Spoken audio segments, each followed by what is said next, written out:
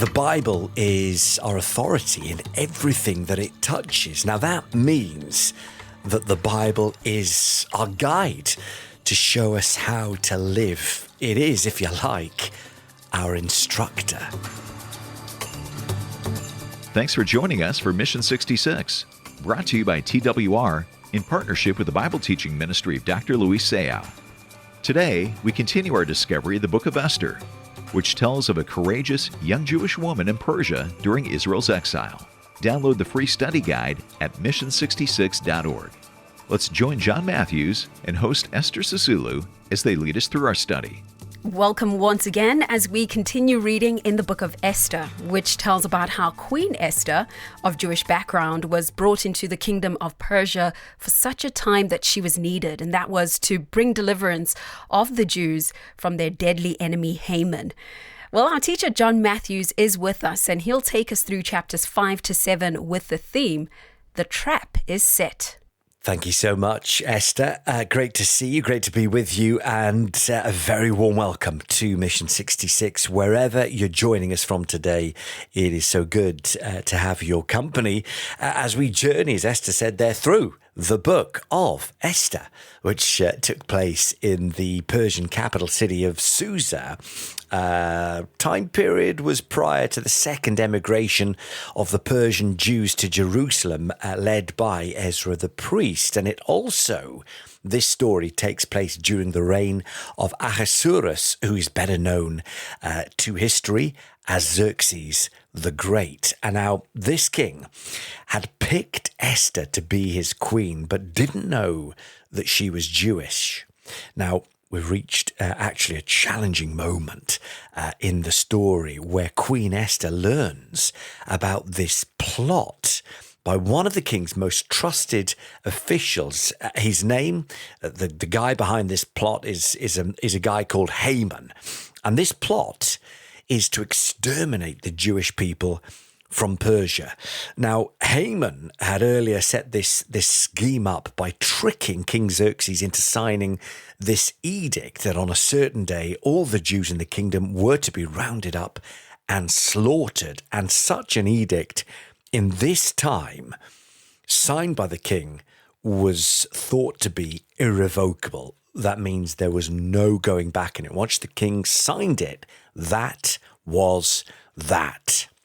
And so, as instructed by her near relative Mordecai, Queen Esther now has to decide how on earth she's going to deal with this and how she appears before the king himself, because she not only in doing that would have to plead for her own life, but also for the life of her people. And remember, up to this point, she had not revealed the fact that she herself was Jewish too. And the problem was, it wasn't just a matter of walking into the throne room and having a chat with the king, because another thing that was very true in this day and age was that if the king didn't recognize her, and by that I mean accepted her into his presence, even though she was his queen, he still had to allow her to come into his presence. And he did that by holding out a golden scepter. Now, had she just walked in without that golden scepter being presented, which was her access to the king, well, then the law required that she be put to death herself. So there's risk at play here. She realizes that her own life is at stake, and just imagine the situation and how Esther's heart would have been pounding as she stood outside, contemplating the need to save her people, but also the possibility, the very real possibility of her own death. Would she have the courage to go through with this? So there's high drama and suspense in the air as we reach Esther chapter 5. Let's read it. On the third day, Esther put on her royal robes and stood in the inner court of the king's palace in front of the king's quarters, whilst the king was sitting on his royal throne inside the throne room opposite the entrance to the palace. And when the king saw Queen Esther standing there in the court, she won favour in his sight. And he held out to Esther the golden sceptre that was in his hand. And so Esther approached and touched the tip of the sceptre. And the king said to her, "What is it, Queen Esther? What is your request?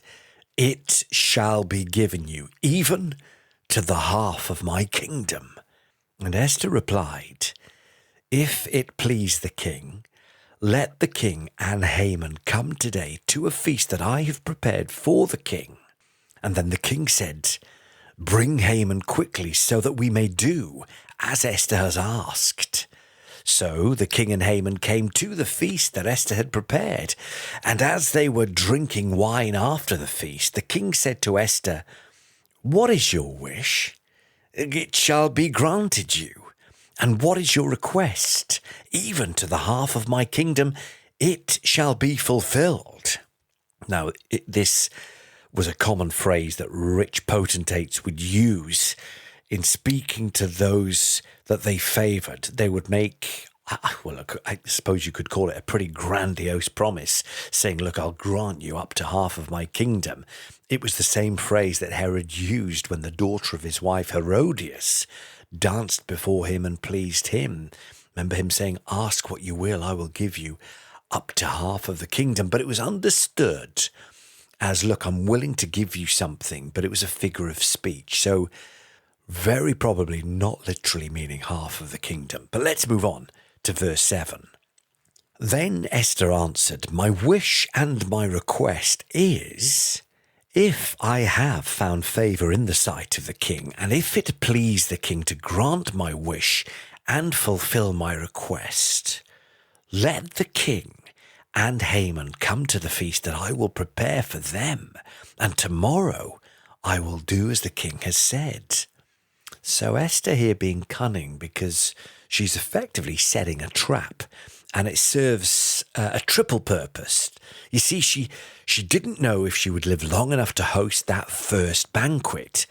If things went wrong in the throne room and she hadn't been extended that golden sceptre by the king, then she herself may have been killed. So she had to make sure that she would be able to get both Xerxes and Haman at the same time in neutral territory. And so that was the purpose, the main purpose of this second banquet when the trap was to be sprung. It also piqued the interest of King Xerxes and also put Haman off his guard. He would have suspected nothing when he went into the second banquet. And look how joyful Haman is when he leaves that first banquet in high spirits. This is verse 9. "And Haman went out that day joyful and glad of heart. But when Haman saw Mordecai in the king's gates, that he neither rose nor trembled before him, he was filled with wrath against Mordecai. Nevertheless, Haman restrained himself, and he went home.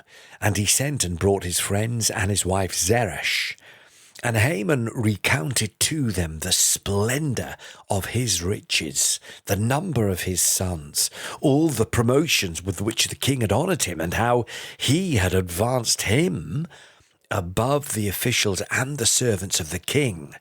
And then Haman said, 'Even Queen Esther, let no one but me come with the king to the feast that she prepared. And tomorrow also, I am invited by her together with the king. Yet all this is worth nothing to me, so long as I see Mordecai the Jew sitting at the king's gate.' Or then his wife Zeresh and all his friends said to him, 'Let a gallows 50 cubits high be made, and in the morning tell the king to have Mordecai hanged upon it. Then go joyfully with the king to the feast.' Now this idea pleased Haman, and so he had the gallows made." And we see in that end of chapter 5 that Haman's wife was as murderous as her husband. So this is Esther chapter 6, and it reads, "On that night the king could not sleep, and he gave orders to bring the book of memorable deeds, the chronicles and they were read before the king. And it was found written how Mordecai had told about Bigthana and Teresh, two of the king's eunuchs who guarded the threshold, and who had sought to lay hands on King Ahasuerus. And the king said, "What honor or distinction has been bestowed on Mordecai for this?" And the king's young men who attended him said, "Well, nothing has been done for him." And the king said, "Well, who is in the court?"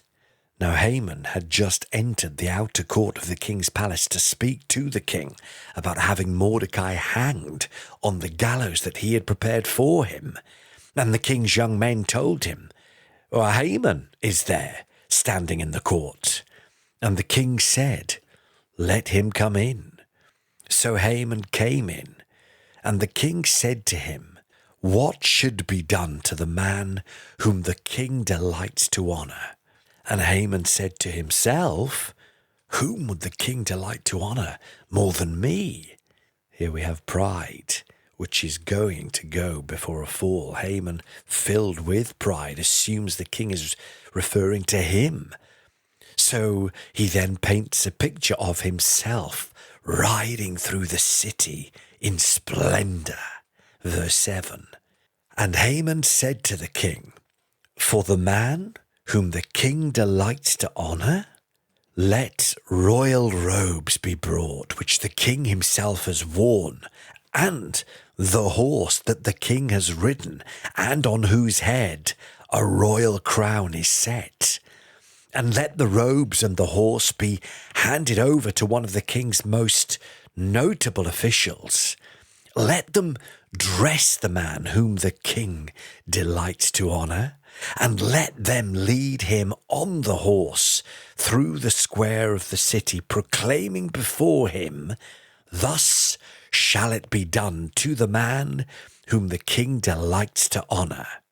And then the king said to Haman, 'Hurry, take the robes and the horse, as you have said, and do so to Mordecai the Jew, who sits at the king's gate. Leave out nothing that you have mentioned.' So Haman took the robes and the horse, and he dressed Mordecai and led him through the square of the city, proclaiming before him, 'Thus shall it be done to the man whom the king delights to honor.' And so Haman's humiliation had begun, but there's more to come. Verse 12. Then Mordecai returned to the king's gate, but Haman hurried to his house, mourning with his head covered. And Haman told his wife Zeresh and all his friends everything that had happened to him. And then his wise men and his wife Zeresh said to him, 'Well, if Mordecai, before whom you have begun to fall, is of the Jewish people, you will not overcome him, but will surely fall before him.' And while they were yet talking with him, the king's eunuchs arrived and hurried to bring Haman to the feast that Esther had prepared. And now chapter 7. So the king and Haman went in to feast with Queen Esther. And on the second day, as they were drinking wine after the feast, the king again said to Esther, 'What is your wish, Queen Esther? It shall be granted you. And what is your request? Even to the half of my kingdom it shall be fulfilled.' Then Queen Esther answered, 'If I have found favor in your sight, O king, and if it please the king, let my life be granted me for my wish, and my people for my request. For we have been sold, I and my people, to be destroyed, to be killed, and to be annihilated. If we had been sold merely as slaves, men and women, I would have been silent, for our affliction is not to be compared with the loss to the king.' Then King Ahasuerus said to Queen Esther, Who is he? And where is he? Who had dared to do this? And Esther said, a foe and enemy, this wicked Haman. Then Haman was terrified before the king and the queen. And the king arose in his wrath from the wine drinking and went into the palace garden. But Haman stayed to beg for his life from Queen Esther, for he saw that harm was determined against him by the king. And the king returned from the palace garden to the place where they were drinking wine, as Haman was falling on the couch where Esther was. And the king said, will he even assault the queen in my presence, in my own house? And as the word left the mouth of the king, they covered Haman's face. Then Harbona, one of the eunuchs in attendance on the king, said, moreover, the gallows that Haman has prepared for Mordecai, whose word saved the king, is standing at Haman's house, 50 cubits high. And the king said, hang him on that. So they hung Haman on the gallows that he himself had prepared for Mordecai. And then the wrath of the king abated. So Haman came to his end, one that he had prepared in his mind for Mordecai. But what now was to be done about the decree that Xerxes had been tricked into sealing with his signet ring? Would the Jews be slaughtered on the schedule that Haman had set? Well, Esther, we'll see what happens there in the next episode.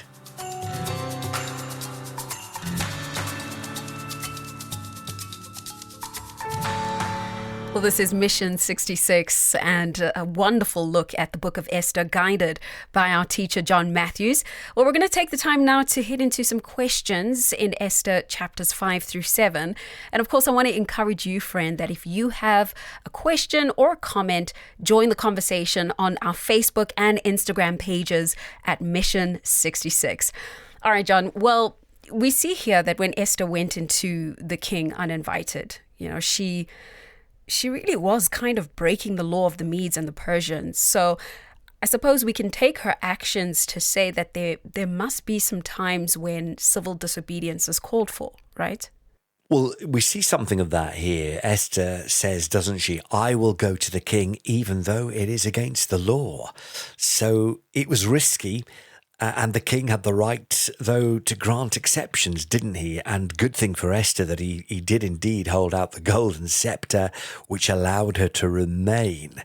But yeah, in answer to your question in the here and the now, Esther, I think the conflict that we often encounter is, does someone who is in covenant with God have the right to break human law when it clearly goes against God's law? Well, do you know, the Bible itself is clear that we must honour authority and respect human laws and leaders. That is emphasised, isn't it, by Paul in the book of Romans chapter 13. So Bible believers are not exempt from the regulations of man, far from it. In fact, it is our responsibility to try and lead by example in that way, and certainly not earn a name for being disruptive and awkward and rebellious. No. But there are times, and there may be times, when we have to obey God rather than man. And when it comes to the ultimate authority, well, I think the American evangelist Billy Graham put it really well when he said, the Bible is our authority in everything that it touches. Now, that means the Bible is our guide to show us how to live. Its wisdom, its authority goes beyond all earthly wisdom and authority, which ultimately comes from God himself. Billy Graham finishes that quote by saying, the Bible, is our instructor. Well, John, perhaps you can give us an example or two, maybe even a biblical reference if it so applies. Yeah, well, let's do that because, look, let's go straight to the words of Jesus himself. And Jesus said that we should give to Caesar what belongs to Caesar and to God what belongs to God. He's talking in that context about taxes. If taxes should be paid to the authorities, then we need to do that. And it's God who gives governments authority ultimately to regulate society. But the Bible also places limits on earthly authority. So governments are not gods upon thrones. And that means we are duty bound to abide by the regulations that Caesar or the government, that's what Caesar effectively means here, the government, those who rule your country. We are duty bound to abide by the regulations imposed by that government, and that includes taxes. But no earthly leader has the authority to tell people they're not allowed to worship or speak the name of Jesus Christ in public, or indeed to spread the word of what he has done and what he offers mankind, because that is eternal lifeline that you're talking there, right there. You're talking about giving people an eternal lifeline. And so, this is where we see, if we look at the early church, what happened with them. Well, they went or came into direct conflict with governments, which thought that these early church leaders were overstepping their bounds. They tried, didn't they, to shut the apostles up. They tried to intimidate them with tribunals. But note how the apostles would not be silenced, because what they had to say was far, far, far too important to be silenced. And if we cast our minds back to old Rome, Caesar begins to say to the early Christians that they need to worship the emperor as divine. Or they said, well, look, go ahead, you can worship Jesus, but also honor the emperor as divine alongside Jesus. And the believers reply, no way, you're not divine. Only Jesus is divine. And what an expensive stand to take, because it cost many of them their lives. But imagine their welcome in heaven once they'd been martyred.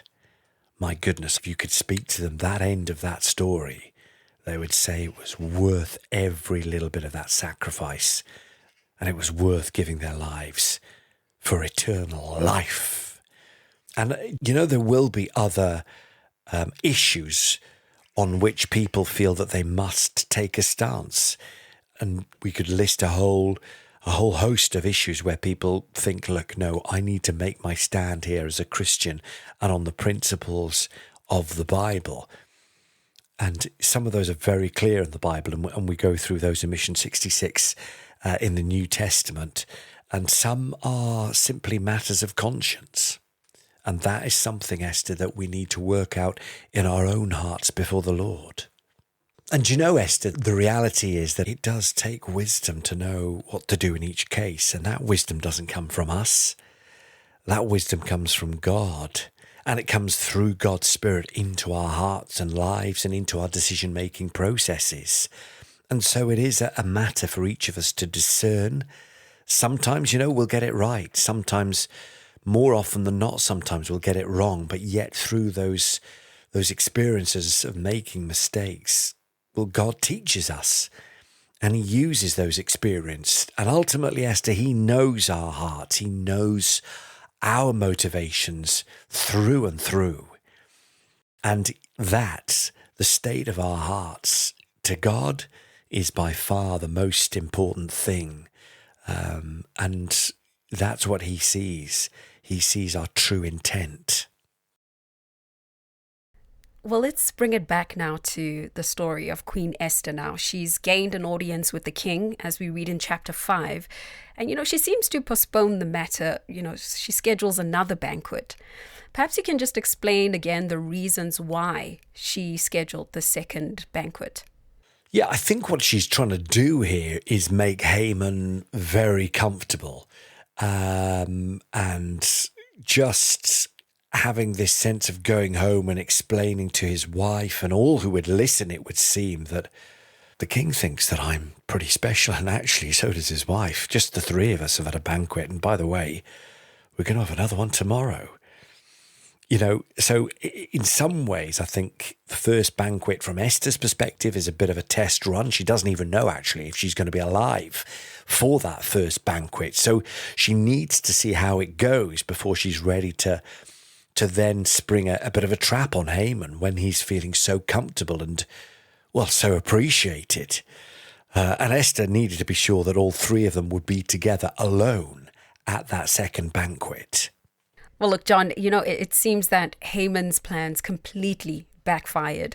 But I want to know what lessons we can actually learn from the fact that Haman was executed on the very gallows that he had built for someone else. Well, sometimes when we look around us, we might well get discouraged by what is happening in our world. But actually, when we look at stories like this one, we see that evil carries within itself the seeds of its own destruction. And what happens here, as so often it ultimately does, evil, is that it eventually collapses under its own weight. And we see this divine justice play out when Haman plans disgrace for Mordecai and honor for himself. But what happens? Well, the honor that he envisions for himself goes to Mordecai, and the gallows that he had built for Mordecai become the very means of his own death. Well, this has been a fascinating read, John, and thank you for leading us through it. Perhaps you can do a short summary of Esther 5 through 7.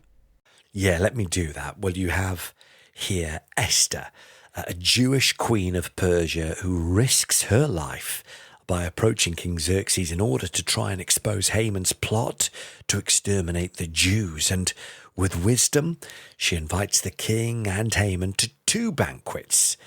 And then that enables her eventually to reveal Haman's wicked scheme at that second banquet. Meanwhile, the king is stirred by a sleepless night to honoring Mordecai, Esther's relative, for saving his life from assassins. And that further compounds Haman's plans and humiliates him. And ultimately, Haman is executed on the very gallows that he'd built for Mordecai. And the section really highlights the triumph, Esther, of good over evil. Also, the importance of relying on God's timing when we have no idea how it's going to pan out. And it also shows just the destructive, unbelievably destructive nature of pride, and how it nearly always comes before a fall. And if that pride is allowed to grow, it will ultimately lead to what we see here in this story, and that is disaster.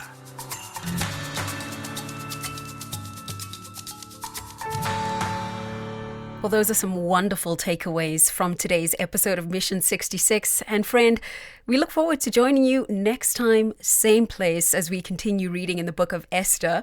And of course, she was the queen who came to the kingdom for such a time as this. Well, I'm Esther, your host, and for John and our entire team here on Mission 66, we'll see you next time. That's it for today's episode of Mission 66. But before you go, make sure to check out mission66.org for your free study guide. It's a great way to get more from the Bible and to see how it connects with your life. Cruise through the scriptures with John and Esther, chapter by chapter. Grab your free study guide at mission66.org and be all set for our next episode. While you're at the site, shoot John and Esther a message or ask them a question. You can also become a Mission 66 Global Partner with your donation, helping Mission 66 get to more places in more languages. All the actions at mission66.org. Mission 66 is a ministry partnership of TWR and Dr. Luis Sayao.